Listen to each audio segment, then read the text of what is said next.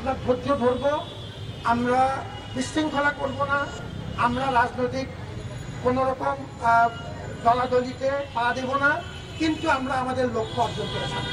অ্যারেস্টগুলো করেছে গতকালকে, তারা আপনারা শুনেছেন যে কমিশনার মহোদয়গুলো আমাদেরকে উল্লেখ করেছেন। এখন রিমান্ড প্রক্রিয়া শুরু হবে আজকে থেকে, এবং আমরা অন্যান্য যে প্রক্রিয়াগুলো চালিয়ে নেওয়া দরকার, যে আমাদের তরফ থেকে একটি অভ্যন্তরীণ তদন্ত কমিটি তারা পুরো দস্তুর কাজ করে যাচ্ছে। প্রত্যক্ষদর্শীদের জবান প্রক্রিয়া শুরু হয়েছে, আজকেও দুজনের জবান নেওয়া হবে, জবানবন্দি নেওয়া হবে এবং সাক্ষ্য নেওয়া হবে। আমাদের তরফ থেকে আমরা একটি ইন্ডিপেন্ডেন্ট তদন্ত কমিটি চালিয়ে নিয়েছি, আমাদের অত্যন্ত শক্তিশালী একটি কমিটি, আমাদের কলা অনুষদের ডিন মহোদয়ের নেতৃত্বে এবং আমাদের আইনের ডিন মহোদয় এটার সদস্য আছেন।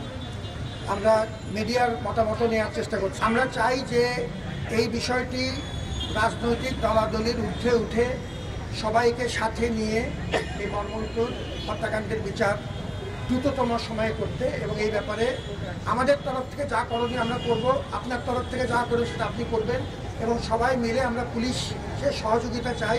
আমরা এখন পর্যন্ত গতকালকেও যা দেখেছি, পুলিশ কিছু অগ্রগতি করেছে এবং আমরা কমিশনার মহোদয়ের সাথে নিয়মিত যোগাযোগ রাখছি। যেটা বললাম, আজকে আমরা সরাসরি উপদেষ্টা মহোদয়ের কাছেও আমরা যাব। আমাদের তরফ থেকে সোহরাওয়ার্দী উদ্যান যদিও আমাদের সরাসরি অধীনে না, আপনারা একটি তথ্য তুলেছেন, আমাদের এক ছাত্র এই কথাটা উল্লেখ গুরুত্বপূর্ণ, তাকে ধন্যবাদ জানাই। আমরা 16 তারিখে একটা বিশেষ মিটিং করেছি 2:30টায় আমাদের গণপূর্ত মন্ত্রণালয়, সাউথ সিটি কর্পোরেশন, স্থানীয় সরকার মন্ত্রণালয় এবং ডিএমপির সাথে, এবং আপনারা দেখেছেন যে এই মিটিংয়ের 4.5 ঘন্টার মধ্যে প্রজ্ঞাপন জারি করে আমরা অ্যাকশন নেওয়া শুরু করেছি। ইতিমধ্যে আমাদের পেছনের রাজুর পেছনের যে দেয়াল পার্মানেন্টলি বন্ধ করে দেওয়া হয়েছে, নিয়মিতভাবে রেইডের প্রক্রিয়া শুরু হয়েছে, অলরেডি 2বার রেইড হয়েছে, কিন্তু এর আগেও আমরা রেইড করেছিলাম। এটা করার দায়িত্ব মূলত সিটি কর্পোরেশন এবং আমাদের গণপূর্ত মন্ত্রণালয়ের, তারা সেটি করছে, আমাদের প্রতিনিধি তাতে থাকছে। এবার একটা বিশেষ কমিটি তারা তৈরি করেছে যাতে এই অভিযানগুলো যেন নিয়মিত করা হয় এবং ফলাফলগুলো পর্যবেক্ষণ করা হয়। আর এছাড়া পর্যাপ্ত আলোর ব্যবস্থা করা, লাইটিং এবং সিসিটিভির ব্যবস্থা করা, এই দুটো সিদ্ধান্ত নিয়েছে। তারা ইতিমধ্যে কাজ শুরু করেছে। যান নিয়ন্ত্রণের চেষ্টা করেছি, বহিরাগত নিয়ন্ত্রণের চেষ্টা করেছি।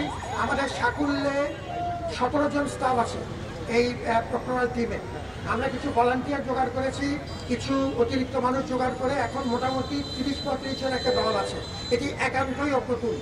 মানুষের সহযোগিতা ছাড়া, অংশীজনদের সহযোগিতা ছাড়া এটা করা খুব কঠিন। এর আগে আমরা সহযোগিতা পেয়েছি, কিন্তু আরেকটু বেশি পেলে খুশি হতাম। কোনো মহল থেকে পুরোপুরি সহযোগিতা পাইনি। এবার আমরা আবার চেষ্টা করছি, আপনারা সবার সহযোগিতা চাই।